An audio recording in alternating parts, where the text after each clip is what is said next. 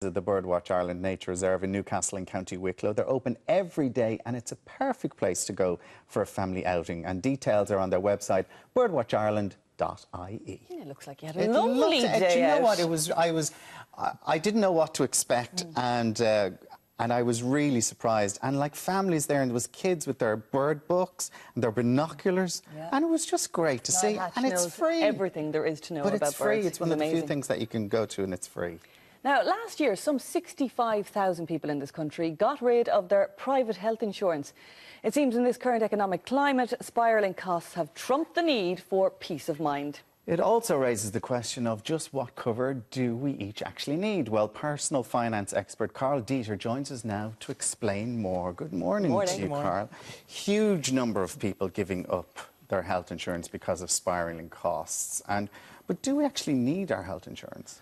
Health insurance is one of those things that is an optional type of policy. You don't have to have it. We do have a state or public system which We're all takes care of entitled to a hospital bed. Exactly. But there's a big but there, isn't it? Because you can end up waiting a million years if you really need an operation. Free healthcare doesn't mean it's effective because you have to wait a year, and that's why people get health insurance. It's really a way of jumping the queue, and that's what the advantage is. And it also covers a lot of various costs, be it maternity or certain surgeries or hospital beds for private rooms. When you're in the insurance space, you've got two types. You've got the mandatory insurance area and then the kind that's optional. In the mandatory type, if you take out a mortgage, you typically have to have mortgage protection, which is a life insurance. It means that if one of the people die, the mortgage is paid off. Now, there are conditions where you don't have to get that. If you're above age 50, if you've been refused life insurance, if you've been loaded because you have a health condition, you can ask the bank to waive it. Typically, they won't, but there is actually a route around it. The other types of mandatory insurance are things like house insurance, if you have a house, or motor insurance if you own a car. Outside of those, though, it's really up to you how you spend your money. And what you've got to do is not be overinsured in the wrong areas. So typically in life insurance, people are saying, oh, you need loads of life insurance. That's not necessarily the case. If you're a single person, you don't have to have life insurance. No one suffers financially if you were to die. If you're in a partnership, if you're married, then there could be an implication on that. And certainly if people have children and you want to provide for them, then you should have some money there in the event that one of you die. The important thing is, there's also state benefits that will help you. So if you're in a civil partnership, if you're married, any of these things will warrant a widow's pension, which is about 193 a week, and there's an additional €29 for every dependent child. That would replace a large amount of income that was lost with the other person. If you had a mortgage together, your mortgage would be gone, and you'd have perhaps €800 a month because of the event. So you might not have a huge life insurance. And then you've got the type where you could choose to have insurance that benefits you in life. The thing is, you know, it's desperately confusing for the consumer because the jargon they use, it's such gobbledygook. You know, you read through the policies, they go on forever. You stop after page 3, and, you know, you're page bored. 1 in my case. Yeah, I've been pushing it out to page 3. What insurance policies do you rate, do you think people should be looking at? Well, I'm a believer in life insurance at the right level. And it can be a boring thing, I will agree with you. In fact, when I was young, I used to tell people, actually younger, I don't feel I'm too old just yet. Yes, if I met someone at a party and they were boring me, I'd just say, when they asked me what I do, I'd say I'm a life insurance salesman, and they'd quickly go to the other side of the room. It was a great trick. I don't get away with that so much anymore.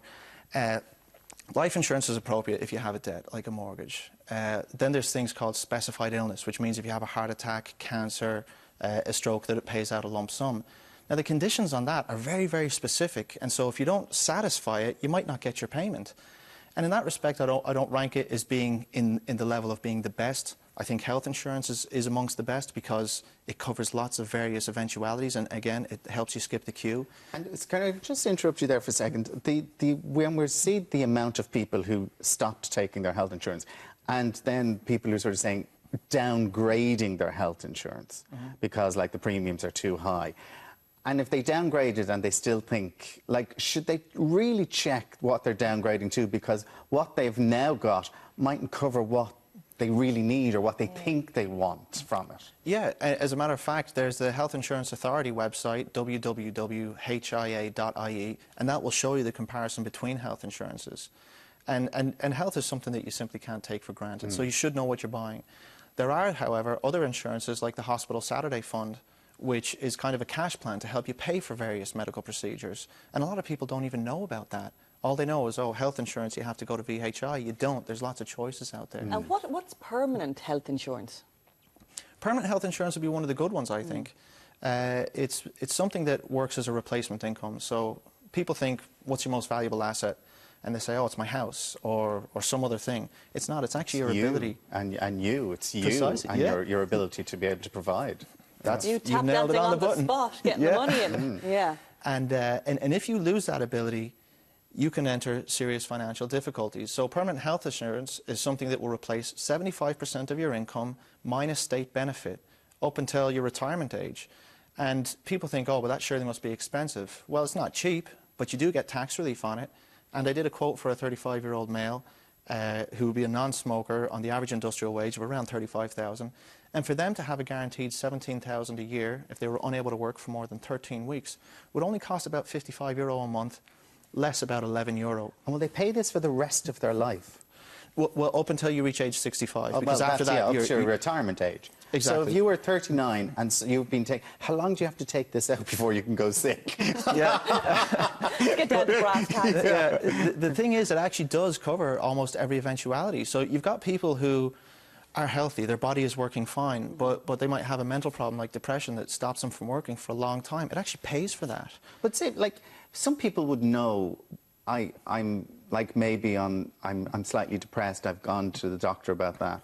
Can they go on and take that kind of insurance out and then 2 years later the doctor will say, look, you are now clinically depressed, but you sort of knew beforehand that this might have been coming down the road? Yeah. Well, you can apply for it, and you have to make disclosures, and there is what's called medical underwriting, so they'll decide whether to take you on as a risk or not.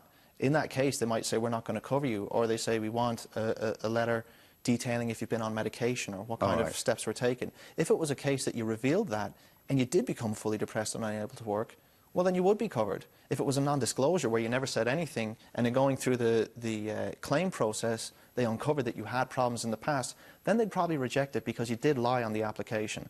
So that's the thing. It covers for lots of things, but typically in insurance, pre-existing conditions tend to be weeded out. So they might say, we will cover you for everything. Except the ones that you've been claiming for the up one to that is the now. most Or likely. would they request a full medical from a doctor?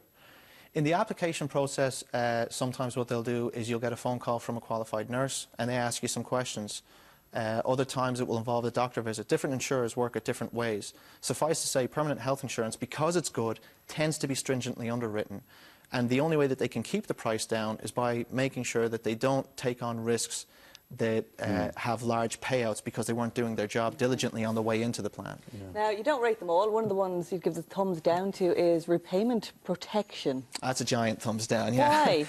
Well, typically it was called mortgage repayment protection plans, and it will give you a set cost per 100 of repayment. So if your mortgage was €1,000 a month and your cost per 100 was €6.50, it will cost €65 a month to cover you, and it says that if you got an accident, if you were sick or unemployed, that it would pay that €1,000. But the actual claims process in the past has been totally dogged. It's been riddled with problems. People haven't gotten what they believe they paid for. In fact, in the UK, if you ever watch any of their shows, they always have these reclaim your mortgage repayment protection plans. Yeah. Similar things are starting here because it's such a banger. It's actually an insurance that I don't believe is worth the page it is printed on. And they're saying now that you shouldn't have been paying it all along.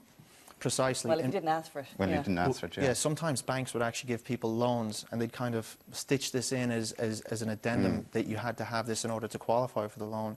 And under consumer protection, you can't have a thing called a Chinese wall, which means that you've got like a linked service that will do A if you do B. It's actually not entirely by the book. And in that respect, I think any of these repayment protection plans, people should just cancel them. I've never really come across any instance where someone said that was a great policy, I'm glad I took it out.